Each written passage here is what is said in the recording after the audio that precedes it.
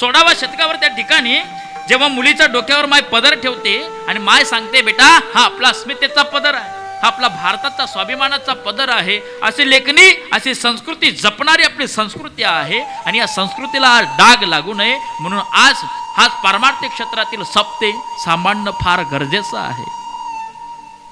नंतर 50 वर्षाची परंपरा लोकांनी राजकारणाने संपवली. काही वैयक्तिक वादावादाने त्या ठिकाणी सप्ताहाला उतरती कडा लावली. पण ऐका, आज पुढचा काळ जर आपण भयानकतेने बघू शकत नाहीत, आज काळ इतका भयानक आला की आपल्या हिंदू धर्मावर आक्रमण करत चाललेली अनेक धर्मीय लोक आपल्याला बघायला. मला वाटतं भारतातल्या बाजूलाच बांगलादेशची घटना आपण वर्तमान स्थितीमध्ये पेपरामध्ये बघत आहोत. कधीतरी ती घटना आपल्या भारतात येऊ नये, आपल्या राज्यात येऊ नये, आपल्या गावात येऊ नये, घरात येऊ नये, यासाठी संपूर्ण गाव एकत्र येऊन आध्यात्मिकताची त्या ठिकाणी ज्योत लावा. अरे ज्योत से ज्योत जगाते चलो किंवा लगाते चलो और प्रेम की गंगा बहाते चलो.